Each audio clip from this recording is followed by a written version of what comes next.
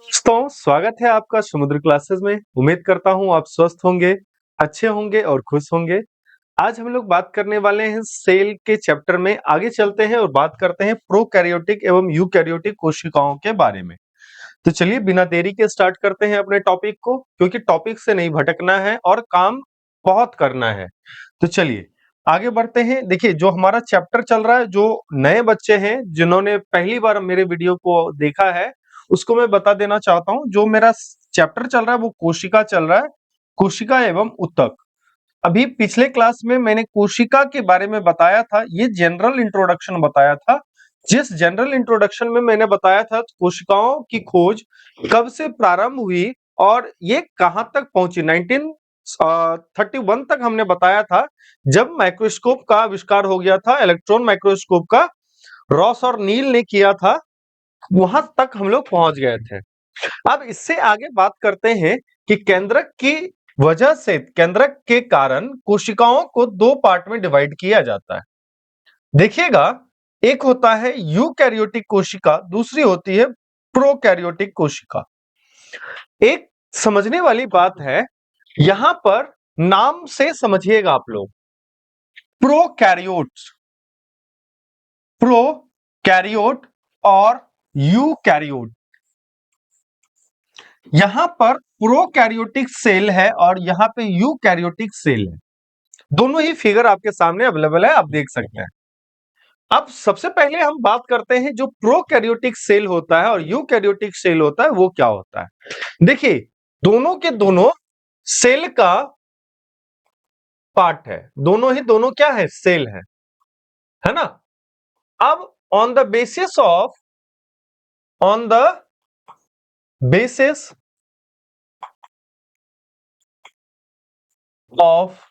Nucleus, on the basis of nucleus cell को दो part में डिवाइड किया गया। एक को नाम दिया गया प्रोकैरियोटिक, दूसरे को नाम दिया गया यूकैरियोटिक। प्रोकैरियोटिक का मतलब होता है जो प्रिमिटिव है, प्रोकैरियोटिक का मतलब है जो प्रीमिटिव है। प्रिमिटिव का दो अर्थ निकलता है, एक होता है आदिम, आदिम मतलब सबसे पुराना, और प्रोकैरियोटिक का मतलब होता है अविकसित, कह सकते हैं अविकसित। जब हम प्रोकैरियोटिक प्रिमिटिव्स की बात करते हैं, और किस आधार पर बात कर रहे हैं हम लोग, न्यूक्लियस के आधार पर बात कर रहे हैं, न्यूक्लियाई के आधार पर अगर हम बात कर रहे हैं, तो यहां पर देखिएगा कि जो आपका प्रोकैरियोटिक सेल है, उस सेल के अंदर आपको न्यूक्लियस नाम का कोई भी पार्ट नहीं दिखेगा। कहते हैं जो प्रोकैरियोटिक सेल्स होते हैं, इसमें सम सेल ऑर्गेनेल्स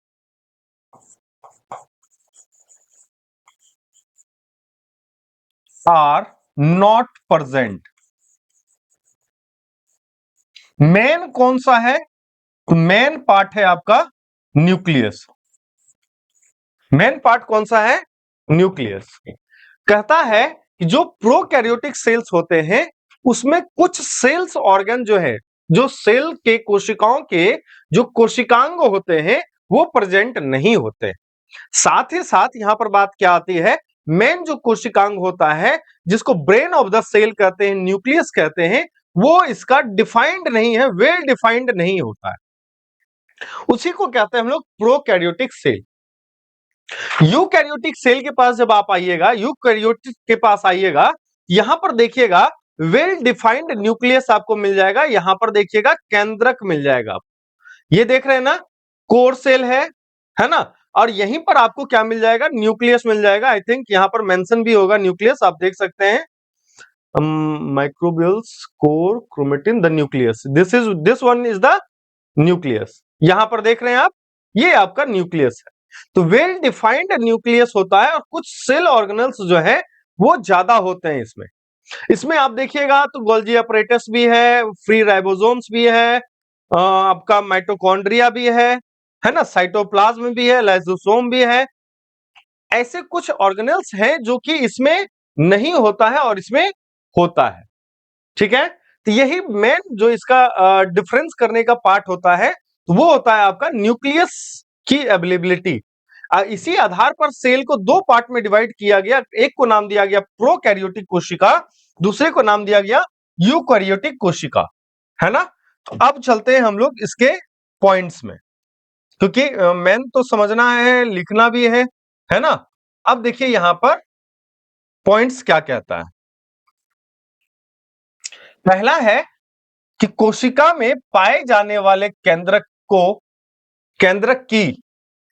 की उपस्थिति के आधार पर कोशिकाएं मूल रूप से दो प्रकार की होती है।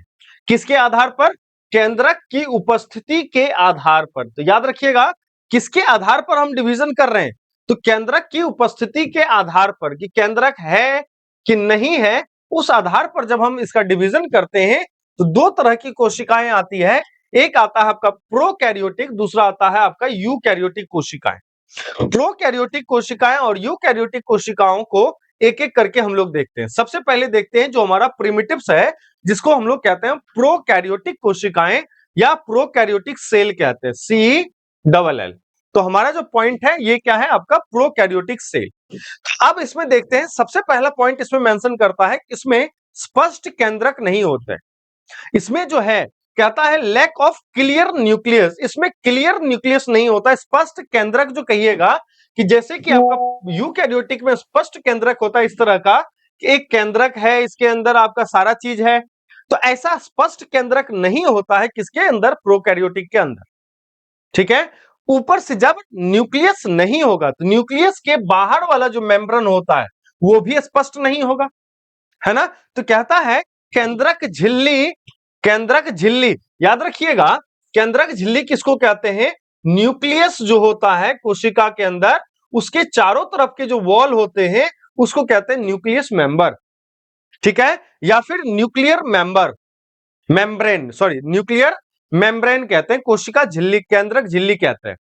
तो कहता है इसमें केंद्रक झिल्ली और केंद्रिका न्यूक्लियस अनुपस्थित होते हैं।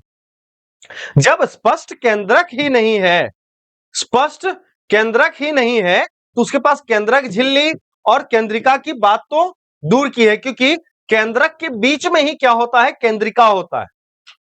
अब यहां पर तो क्लियर हो गया मेरा दो पॉइंट कि प्रोकैरियोटिक अगर कह देगा तो इसमें दिमाग में रखना है कि इसके पास केंद्रक नहीं है, और जब केंद्रक ही नहीं है तो केंद्रक के चारों तरफ झिल्ली तो होगा ही नहीं।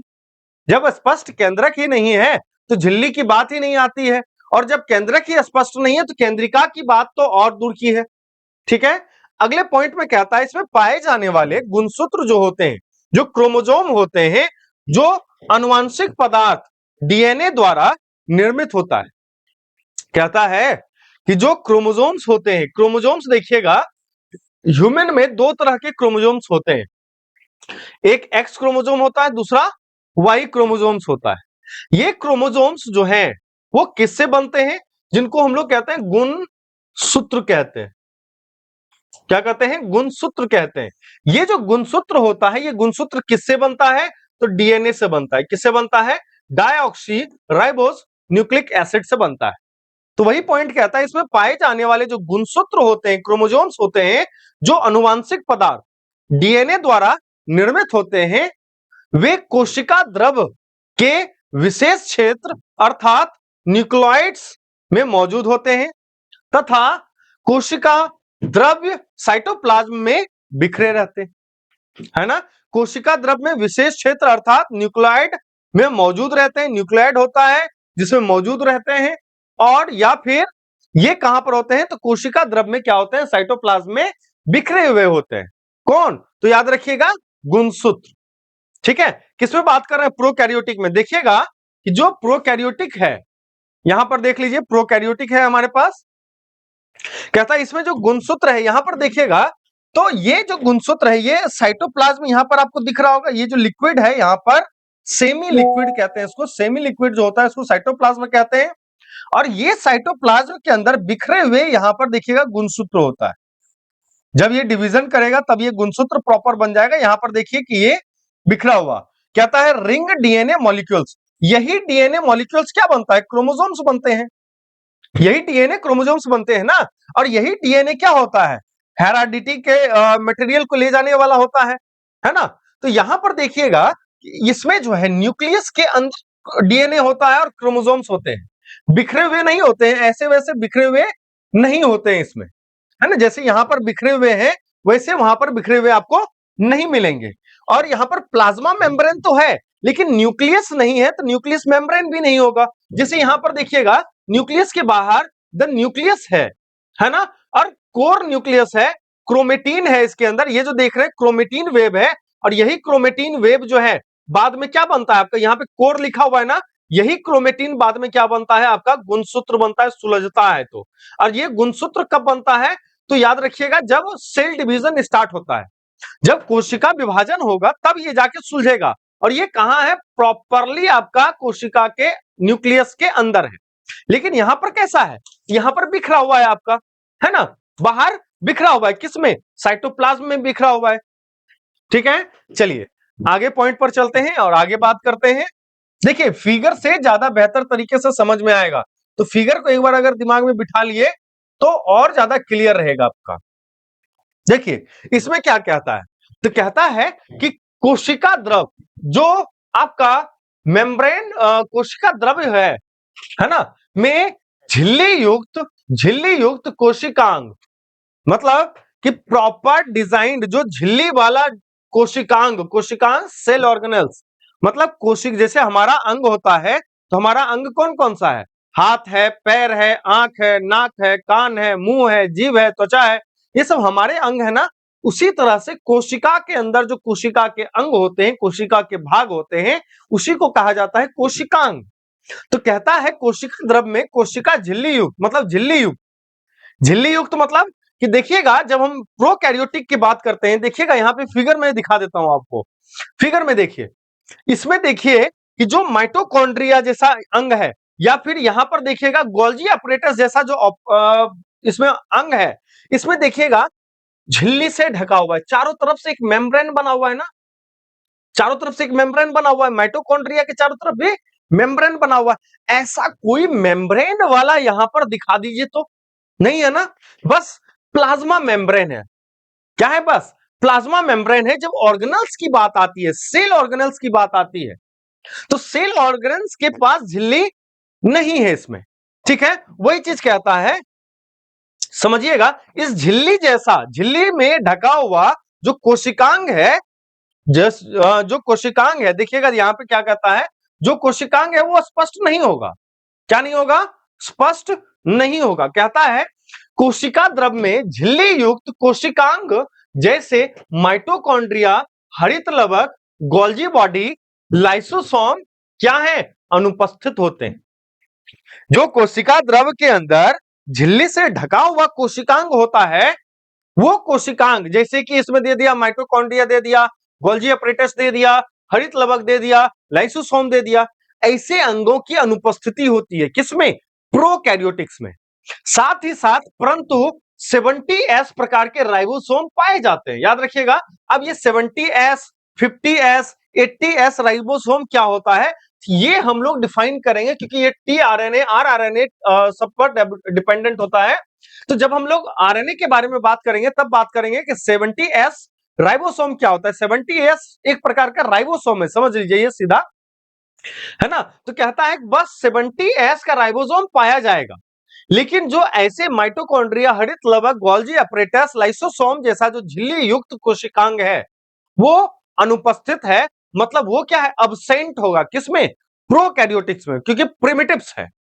कहता है इसमें डीएनए प्रोटीन के साथ जुड़ा नहीं होता है, इसमें डीएनए के साथ, डीएनए प्रोटीन के साथ जुड़ा हुआ नहीं रहता है।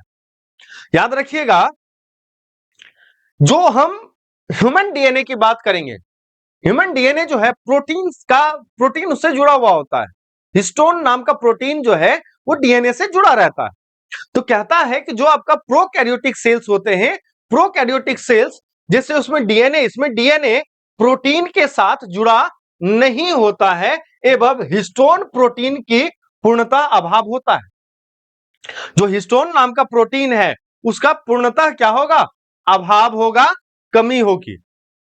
कहता है इसमें गुणसूत्रों की संख्या केवल एक होती है। इनमें नंबर ऑफ क्रोमोसोम्स जब पूछेगा कि जो प्रोकैरियोटिक होता है इसमें जो नंबर ऑफ क्रोमोसोम्स होते हैं वो कितने होते हैं, तो केवल एक होते हैं। केवल कितने होते हैं? Only 1 chromosomes available in prokaryotic. हमारे शरीर में देखिएगा कि इंसान है, इंसान में 46 क्रोमोसोम्स हैं। 23 43X 23 Y क्रोमोसोम। कितने? 46 क्रोमोसोम। लेकिन कहता है इसमें गुणसूत्रों की जो संख्या है वो कितनी होती है? एक ही होती है। ठीक है, कहता है इस प्रकार की कोशिकाएं जीवाणु तथा नील हरित शैवाल ब्लू ग्रीन एल्गी में पाई जाती है। मतलब इस तरह की जो कोशिकाएं होती है, ऐसे कोशिकाओं से बना हुआ जो जीव होता है वो क्या होता है? बैक्टीरिया होता है, या नहीं तो नील हरित शैवाल ब्लू ग्रीन एल्गी जो होता है वो आपका इस प्रकार का प्रोकैरियोटिक कोशिकाओं का बना हुआ जीव है। ठीक है, चलिए अब आगे बात करते हैं यूकैरियोटिक कोशिकाएं के बारे में। अब देखिए जो उसमें अनुपस्थित था वो सारा चीज इसमें उपस्थित होगा। वो सारा चीज इसमें क्या होगा? उपस्थित होगा। सबसे पहले क्या होगा? इसमें पूर्ण विकसित केंद्रक होगा। क्या होगा? पूर्ण विकसित केंद्रक होगा। जब केंद्रक होगा, केंद्रक के बाहर केंद्रक की झिल्ली होगी, उसमें क्या होगा? केंद्रिका भी होगा, है ना? तो कहता है कि इसमें केंद्रक झिल्ली और केंद्रिका उपस्थित होते हैं। क्या कहता है? इसमें केंद्रक झिल्ली और केंद्रिका दोनों ही उपस्थित होंगे। किसकी बात कर रहा हूं मैं? यूकैरियोट की बात कर रहा हूं, यूकैरियोटिक सेल की बात कर रहा हूं। जब यूकैरियोटिक सेल की बात आएगी, ये क्या हो गया? वेल डिफाइंड न्यूक्लियस वाला है। क्या है? वेल डिफाइंड न्यूक्लियस वाला है। अब वेल डिफाइंड न्यूक्लियस है तो न्यूक्लियस के चारों ओर क्या होगा? न्यूक्लियर मेम्ब्रेन होगा। इस न्यूक्लियस के अंदर क्या होगा? न्यूक्लियोइड होगा। ठीक है, क्या कहते हैं? केंद्रिका होगा। क्या होगा? केंद्रिका उपस्थित होगा। अगले पॉइंट में कहता है कोशिका द्रव में झिल्ली युक्त सभी कोशिकांग उपस्थित होते हैं। जो मैंने बताया माइटोकॉन्ड्रिया, गोल्जी बॉडी, हरित लवक जैसे कोशिकांग प्रोकैरियोटिक में नहीं थे, वो सारे के सारे कोशिकांग जो हैं आपके यूकैरियोट्स में अवेलेबल होते हैं, उपस्थित होते हैं, मतलब प्रेजेंट होते हैं। साथ ही साथ इनमें क्या होता है? 70S और 80S दोनों प्रकार के राइबोसोम पाए जाते हैं। जब हमने देखा प्रोकैरियोटिक में तो 70S क्रोमोसोम सिर्फ अवेलेबल था, लेकिन जब हम बात करते हैं यूकैरियोटिक की, इसमें 70S और 80S दोनों प्रकार के क्रोमोसोम और राइबोसोम जो है दोनों प्रकार के पाए जाएंगे। कहता है इनमें एक से अधिक क्या पाए जाते हैं? क्रोमोसोम्स पाए जाते हैं। प्रॉपर डिफाइंड न्यूक्लियस है। न्यूक्लियस के अंदर जो है क्रोमेटिन वेव होता है और यही क्रोमेटिन वेव बाद में डिफाइन हो जाता है और बन जाता है गुणसूत्र। तो एक से अधिक गुणसूत्र बनता है और एक से अधिक प्रकार के भी गुणसूत्र बनते हैं कई बार। ठीक ना? जैसे मैंने बताया था एक्स क्रोमोसोम, वाई क्रोमोसोम, है ना? इसी प्रकार के अलग अलग गुणसूत्र होते हैं। कहता है इनमें डीएनए प्रोटीन के साथ जुड़ा हुआ होता है तथा हिस्टोन प्रोटीन उपस्थित है। मैंने क्या कहा था? जो प्रोकैरियोटिक में नहीं है वो सारा चीज यूकैरियोटिक में। उसमें प्रोटीन नहीं था जुड़ा हुआ डीएनए के साथ, लेकिन इसमें प्रोटीन जुड़ा हुआ है डीएनए के साथ। साथ ही में क्या है? हिस्टोन प्रोटीन जो है वो भी उपस्थित होगा। किसमें? तो यूकैरियोटिक में। कहता है इसमें कौन कौन आएगा? तो विषाणु, क्या आएगा? विषाणु, जिसको कि हम लोग वायरस कहते हैं, जीवाणु, है ना, जिसको कि हम लोग बैक्टीरिया कहते हैं। इन दोनों को छोड़ दीजिए, इन दोनों को छोड़ दीजिए। बाकी जो प्लांट वाला और जंतु एनिमल वाला जो सेल होता है, सब का सब क्या है आपका? यूकैरियोटिक है। तो याद रखिएगा यूकैरियोटिक में कौन आता है? तो बस विषाणु और जीवाणु को छोड़ दीजिएगा, तो बस जो भी बचेगा कौन सा? प्लांट का बचेगा और जंतु का बचेगा, एनिमल्स का बचेगा। इसका जो सेल होगा वो कैसा होगा? यूकैरियोटिक टाइप का होगा। ठीक है, तो ये था हमारा क्या? प्रोकैरियोटिक एवं यूकैरियोटिक कोशिकाओं के बारे में आज का लेक्चर। मेरे ख्याल से, मेरे उम्मीद से ऐसा लग रहा होगा कि आपको चीजें समझ में आई होंगी। नहीं आई है तो आप कमेंट में बता सकते हैं कहां पर आपको डिस्टरबेंस आ रही है, या फिर आप ये बता सकते हैं कि आपको वीडियो में क्या चीज पसंद आया है। ठीक है, आगे हमारा वीडियो जो होगा वो सेल ऑर्गेनेल्स पे होगा, उसके कार्य के बारे में होगा। ठीक है, और अलग अलग साइज के शेप के जो सेल्स होते हैं उसके बारे में हम लोग भी और बातें करेंगे। तब तक इस वीडियो को अच्छे से देखिए। उम्मीद करता हूं इस वीडियो में आपको जानकारियां प्राप्त होंगी, वो आपके परीक्षा के दृष्टिकोण से बहुत महत्वपूर्ण होगी। तब तक इस वीडियो को अच्छे से देखिए। जय हिंद, जय Bharat, thank you so much.